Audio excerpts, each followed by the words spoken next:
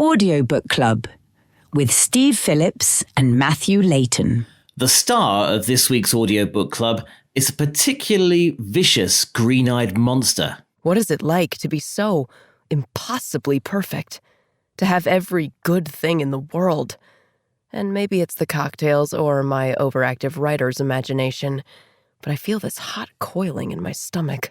A bizarre urge to stick my fingers in her berry red painted mouth and rip her face apart, to neatly peel her skin off her body like an orange and zip it up over myself. Audiobook Club with Steve Phillips and Matthew Layton. Hello and welcome to Audiobook Club, the podcast that reviews and recommends audiobooks, funnily enough. On this week's show, an Audiobook Club first. Matt and I, hi Matt. Hello.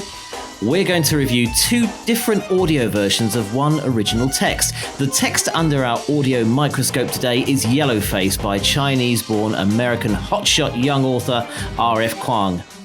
Yes. How are you, Steve? I'm very good, thank you. This book, This book.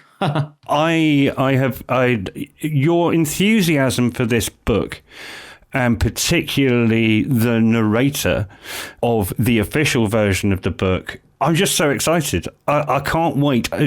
Forgive me if I rush everything else, Steve, but I want to get to the bit that I haven't heard yet. I know you're enthusiastic about it, but I want to know why. So may I run in straight away and get on with it? Yes, run in. Okay, so what we're going to do is going to do Notes from the Margin, which is our feature where we talk about something that isn't the main book. Then we're going to talk about the author. Then we're going to talk about the text of the book. The author is Rebecca F. Kuang. The book is Yellowface.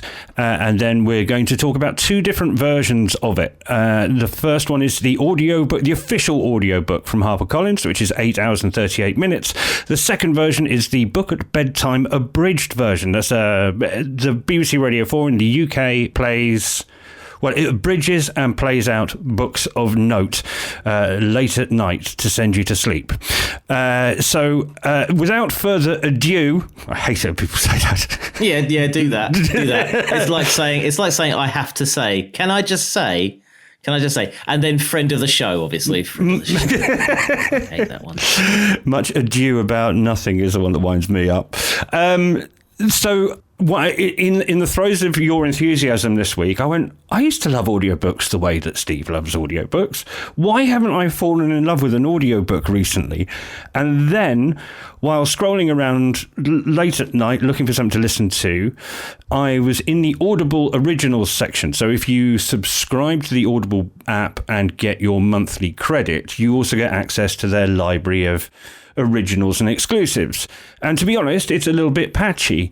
But this week I stumbled across something called The Safe Man, which is a book by Michael Connelly, who you will know for writing Bosch. And it's written by Michael Connelly, and it's narrated by Jack Quaid and Titus Welliver, who, if you know anything about the Bosch TV series and the stories, that an incredible character actor, just so good at his job, and has managed to make that show last for 8 seasons. But interestingly, this book seems to be produced by something called Hieronymus Productions, which is obviously connected to Bosch. I don't know if it's Michael Connelly or if it's Titus Welliver. I should imagine it's the two of them working together. They're quite well entwined. But I have to say that I haven't heard audio production of this quality in an audiobook probably since The Sandman. Wow. That's saying a lot from us, isn't it? That's the highest possible. It is. No, it is. Well, it's like the movie thing. We talk about the movie, don't we? The movie in your mind and the soundscapes that went to Sandman. I did listen to the first 5 seconds of The Safe Man when you sent me the link, but I was in a rush and had to go and do something else. But I was instantly like, right, I'm going to come straight back to that. It was just very, very atmospheric. Well, fortunately, I've saved you the bother. And this is the bit where Jack Quaid, who I know from The Boys, where he plays a sort of an everyman young pup who turns into a hero. In this book, he's an everyman young man who turns into a hero. And this is him running into a house fire. There you go. Now get back. Get back from the house. Okay. Now the boy. Now the boy, come on. Come on, Trey, come on. There you go. What's your name? Andre? Okay, Andre, I want you to go out to the end of the driveway. The fire trucks are coming. Go out there and you wave them down. You bring them here, okay? Okay. You can go, but be careful. Don't go in the street, all right? Okay. Ma'am, your turn. Can you get up on the windowsill? Now, Steve, I don't know about you, but to me, that's almost what you said. It's like I feel that I've left the television on. You know what? That has echoes straight from Grace Archer dying in the fire in The Archers back in 1953. They probably didn't have the American fire engine. No. And the suspenseful music, as they say. But it captured the hearts of a nation, that disaster. It also spoiled the opening of ITV back in the day for those of you. Come back. Reel me back in. Reel me in. We're trying to get to the good bit of this show. So just briefly, if you like that, The Safe Man, Michael Connolly, narrated by Jack Quaid, Titus Welliver, and a full cast. It's as a podcast. Weirdly, that's a podcast. We'll probably come back to this later, but that's available on Audible if you have a subscription in their originals section. So now to the main course. And as usual, we will start by talking about the author. By the way, I'm rushing this, Steve, because I just want to hear you talk.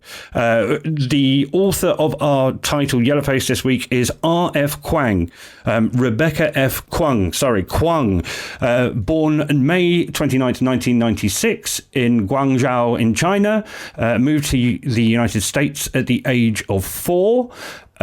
She is ridiculously accomplished. She has master's degrees from Oxford and Cambridge, is currently doing her PhD at Yale. She's a #1 New York Times bestseller.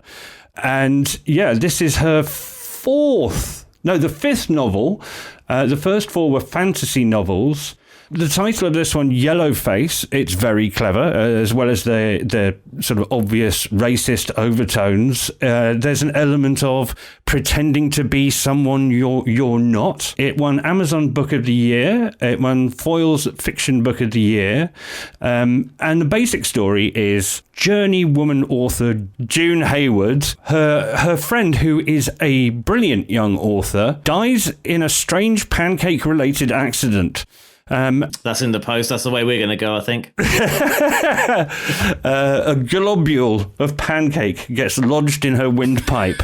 And after failing to do the Heimlich maneuver on her, basically, June nicks the book, the finished manuscript, unread by anybody, and passes it off as her own. And much intelligent writing ensues, touching on themes like jealousy, and there are obviously a couple of things that you and I probably aren't qualified to talk about, Steve, which is the literary references, the Chinese cultural references, particularly to ghosts, and the political correctness minefield that is who is allowed to tell the story, as in, can a white person write a story about a black character?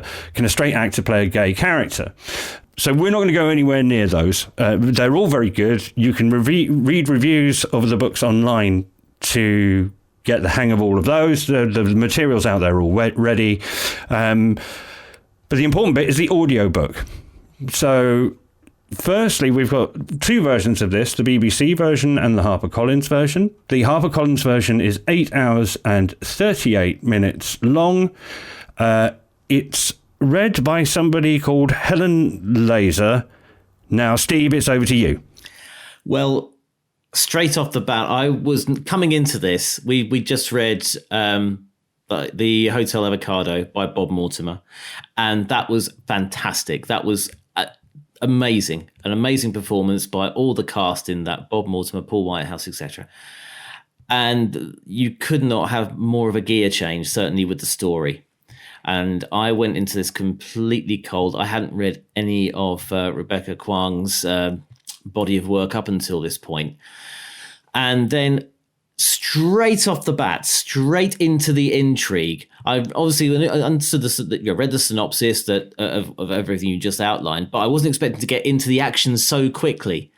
a brief kind of setup of the character, the relationship, and then you were straight into the death of Athena Liu with the pancake-related incident and the stealing of the manuscript, and therein just it was then you were just hooked in from chapter 1. And I don't get hooked in very much at all. Indeed, it takes a lot to hook me into a good fiction book. But this one, I haven't read anything so good in years, probably. But you were jumping up and down when I spoke to you, going, "Oh my goodness, this narrator, Helen Laser, she is so good." Yeah. How did she drag you in? Well, she's the best example I've seen for a long time of a perfect match between the performance and the character. And you and I talk a lot about there's a difference between a narrator and a performer, and she is definitely a performer because she had to from how I was listening. Helen Laser had to achieve this character on many levels. This is someone who is the protagonist, and usually you're on the side of the protagonist, aren't you? They're usually the goodie. Do you know what? I was really looking forward to asking you. So do you actually like the lead character in this book? Yeah.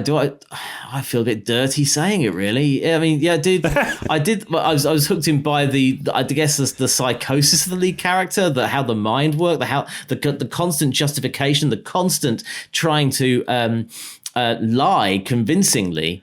It was really interesting, which I don't know if that says something about me. Maybe it does. But yeah. She lies to herself and others, doesn't she? As well as lying to others, she lies to herself. I think that's the best way to put it. She justifies all the actions she does as being a good thing. Therefore, she's right. Therefore, she can do it. And it starts, there's obviously the main manuscript, but it just doesn't stop. It becomes like a drug. I've had the first book. It was a major runaway success, albeit with a massive social media storm. What do I do next? How do I top it? How do I carry on from there? And of course, she's reached the peak so soon. But her inspiration is dead. The person who wrote it is dead. And so where do you go from there? And it's, rifling through and looking for other tidbits that you can expand on and so on. And it's a ever decreasing circle. And what really impressed me was that Helen Laser takes the voice of June Hayward, and she's got to convey the justification, that convincing herself as well as convincing others. So she goes through the panic of explaining to others, the justification to herself, the panic as she gets found out here and there, or she thinks the game's up continually throughout this book. It's intonation and it's the depth. She has and we've had a brief chat on Instagram. I did invite her on, but a bit sort of short notice and everything. But she has this. She was very naturally very witchy because. Well, I was about to say, you're not the only person who thinks this. While you were bouncing around the room, Tigger-like, telling me about this yesterday, you sent me a little clip of the author, Rebecca Kuang, and I've probably pronounced that wrong, and that's possibly illustrating the whole point of the book, the other point of the book, the misappropriation elements of it, which, as I say, I'm not going near with a barge pole. But she said this of your new internet friend, Helen Laser, as the narrator of the book, and why she chose her.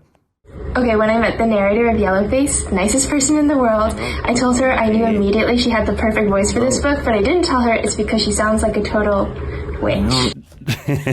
There you go. You see, justified. You can't get bigger justification than the author, can you? Really? But it was so good.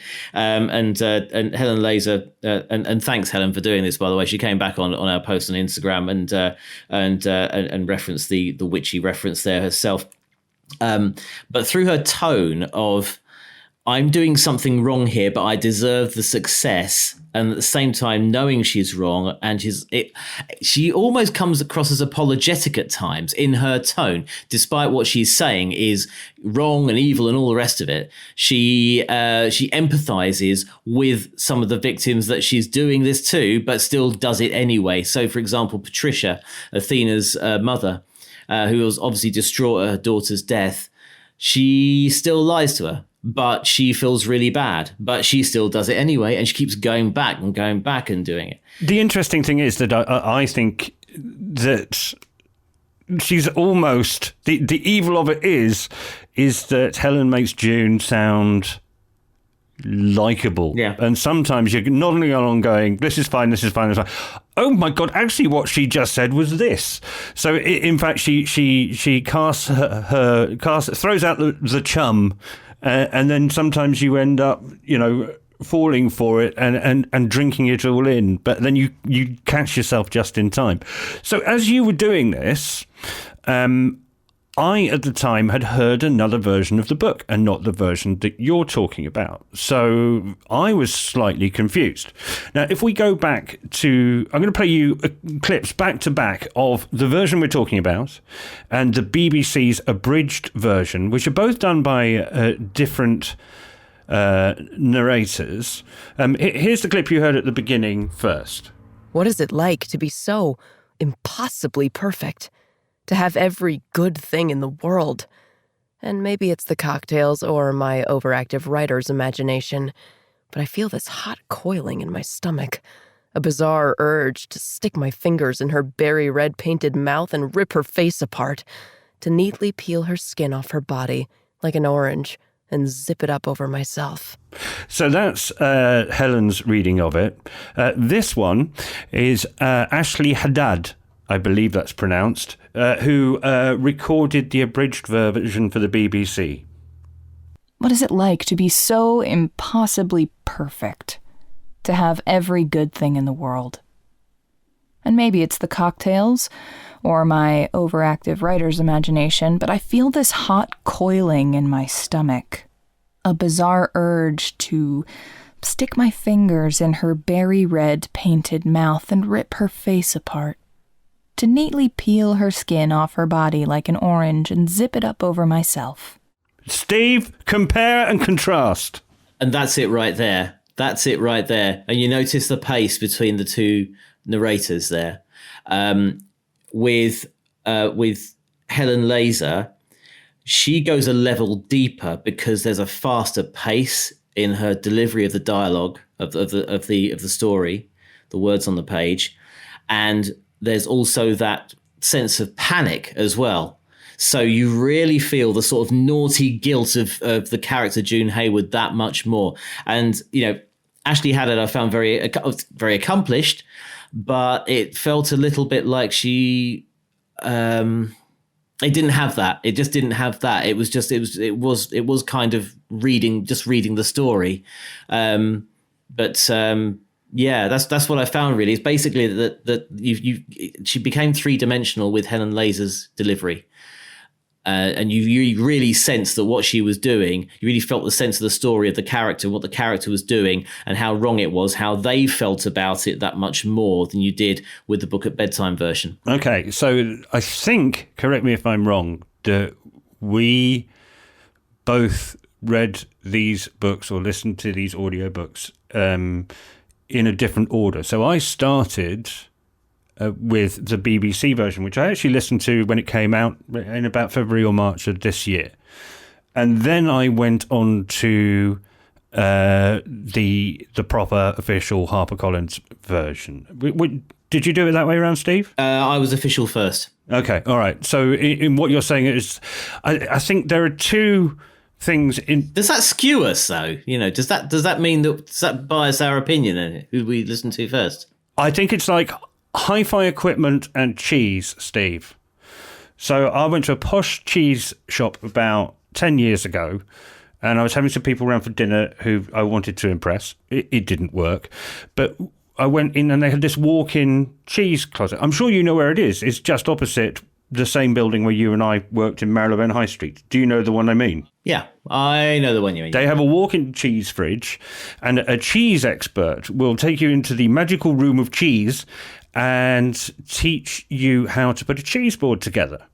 And the important thing with the cheese board, apparently, is that you put the mildest cheese on the left, and then they gradually get stronger, and the Stilton is on the right. So the really ripe thing. So in that way, you get to the softer cheeses, the lighter cheeses, the more gentle cheeses don't get lost because you've got the taste of the stronger cheese in your mouth. So you start at the left and go to the right.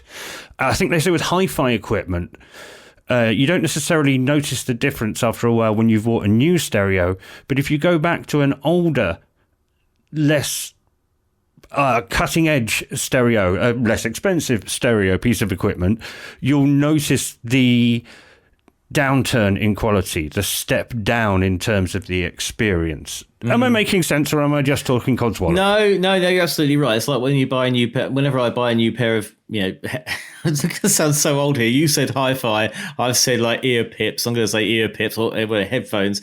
But you buy sort of the next grade up or more bass or whatever, and you never go back. You think, oh my god, what was I listening to? It was so tinny, but you were used to it and didn't know any better. Yeah, and that's probably what it is.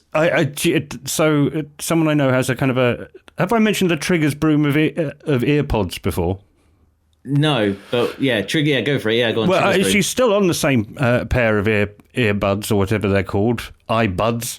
But she lost the left one a little while ago, so I had to buy a new one, and then lost the right one. You know, the ones that fall out of your ear. And it's kind of the Triggers broom effect. If you know, you know, as you would. That's me making an obscure 1980s UK comedy reference. Normally we've reversed roles. You know what? But yeah, if Helen Laser's listening to this, she'll love all this stuff. She'll get it. Yeah. Helen, we'd love to have you on. We have a book that we want you to review. Please do get in touch with Steve. He's not stalking you, I promise. I've asked politely. I'll leave it there. I won't. I don't want to come across as needy like I do in every other episode. Yeah. So what I'm saying is that for me, it was almost a perfect way around to do it.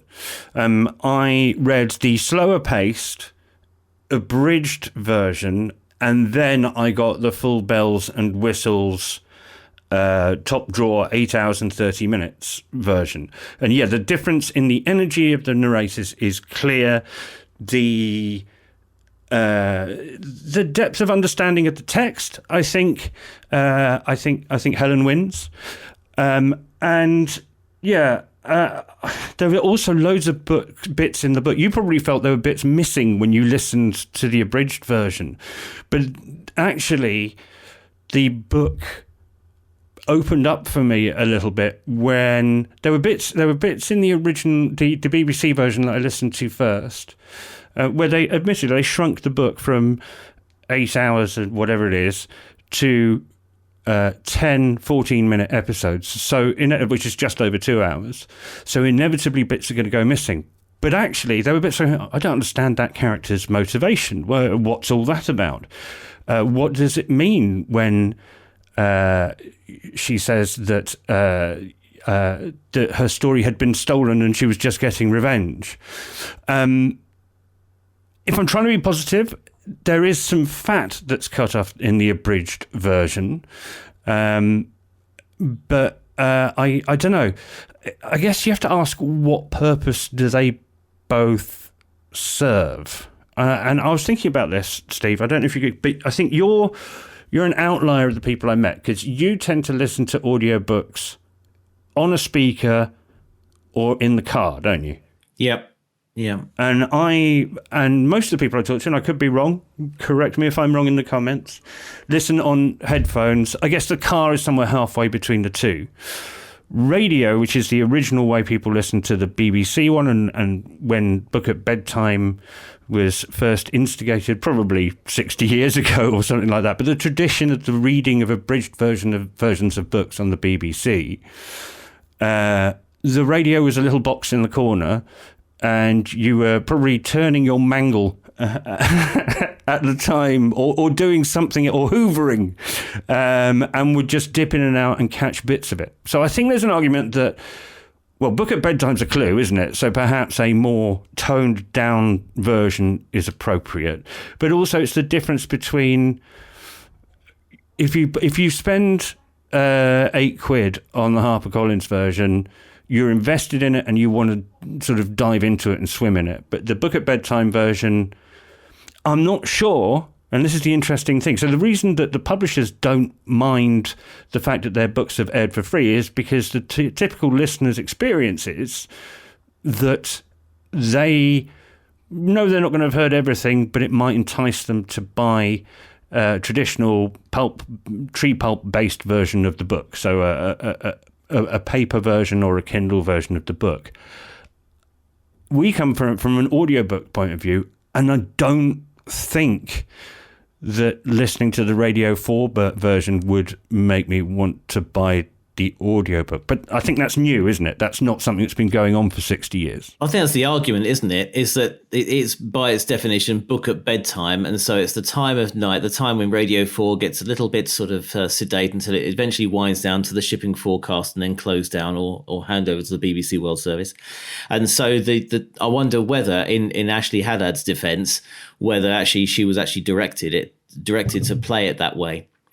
Whether she was actually directed to sort of make it more a bit more of a sedentary tone, and also it's 15 minutes long. That there is an argument here to say, hang on a second, you want people to tune in the next night to the next episode of Book at Bedtime to see what happens next. You want a bit of a cliffhanger, so you do want the Helen Laser version for 15 minutes, because it will make you want to listen to the next episode, or more people to listen to the next episode. And also it's a nice free advert for Audible every 15 minutes on Radio 4. Look, I think ultimately it's a matter of personal taste, isn't it? But I think, and again, it's not a competition, but I think I think you and I would both agree that our tastes coincide, and the BBC Book at Bedtime version, it's great. It felt great earlier in the year to know that I was reading a novel from a hip young writer, that was topping the Sunday Times bestseller list. I felt very good about myself doing that. But then when I you felt young again, right? You felt like you were only 45. Yeah, I know. I felt I was cutting edge and very literary and that. And then I listened to the HarperCollins Helen Laser. I hope her surname is pronounced Laser. I can't remember. It is, yes. Okay, thank goodness for that. We should do her a jingle. Helen Laser. Pew, pew. What do you think? Do you think she'll like that? What, the top 10 at 10 with Helen Laser? Pew, pew. Oh, the greatest hits, and then the laser bolts come in. Yeah, I see. To be honest, I think she already has a stronger sonic brand than either you and I could help. Yeah, she kind of does. Yeah. Yeah. But that's not the point. So the point is, please, if you're new to audiobooks and you're not sure you got the concentration, go to the BBC Sounds app, which is now apparently available worldwide, and there's a whole host of interesting radio stuff on there. Download it and have a listen to the Book at Bedtime version of Yellowface. If, on the other hand, you are an audiobook old hand like me and Steve, and you want to immerse yourself in one of the audiobooks of the year, Steve? Yes, completely. It was literally one of the audiobooks. It was Amazon Best Book of the Year, finalist at the Audio Awards as well. Oh, was it? Okay. But I feel, again, it's one of those books that you're quite happy to leave out on a coffee table. If you could do, that's another thing you can't do with audiobooks. I'd quite like it to be known by people who visit me in my humble abode that I'm the type of person who reads, American young literarily aligned novels. So it's the one that you'd put in your Daunt books bag, isn't it? It's that level. It certainly is. It looks really good on CarPlay as well, with a nice yellow display. So that's kind of the equivalent, really. But you have to have someone in your car to appreciate your taste and be listening to the audiobook as well and force it on them. Good. Not quite the same. Big thumbs up, Steve. Massive thumbs up. Shall we do the stats on the book? I like it when you do this, but it's proper broadcasting this. You have been listening to the review of Yellowface by Rebecca F. Kuang from HarperCollins, the proper audio version. The official proper version. 8 hours, 38 minutes, narrated by Helen Laser. The Book at Bedtime version is available on BBC Sounds right now. The abridged version, that's 10 14-minute episodes narrated by Ashley Haddad. And that is this week's episode But next week, Matt, is special. I'm going on holiday. Yes, yeah, right. We're blowing the illusion that we're back with a fantastic interview with one of our literary leading lights. You're buggering off on holiday. What, you mean Ben? I know I shouldn't do that, but next week we have an interview recorded with author Ben McIntyre, the man behind Operation Mincemeat, Colditz, which was our favourite book of 2022, I think, and SAS Rogue Heroes, which is another great thing. So those are the televised and film versions of his cinematic history books. I think that's the way to put it. They're true stories, but they're just told in a cinematic way. Another #1 Sunday Times bestseller. I'm sure he's about to... Well, he's going to tangle with Richard Osman, I think, because both of them are have released a book on the 12th of September. So we'll see who's #1 next week. But yes, rather wonderfully, he gave us of his time, and we have an interview with him coming up next week. Looking forward to that. Of course, as we record, The Siege has just come out today. His account of the Iranian embassy siege back in 1981. So that's going to be on our list, I'm sure, before too long to review. So that's Ben McIntyre next week. But you've been listening to the Yellowface episode, and thank you, Rebecca F. Kuang, and thank you, Helen Laser. Thank you, Ashley Haddad, for bringing such a fantastic story to life. And we will see you in a couple of weeks' time. Ta-ra.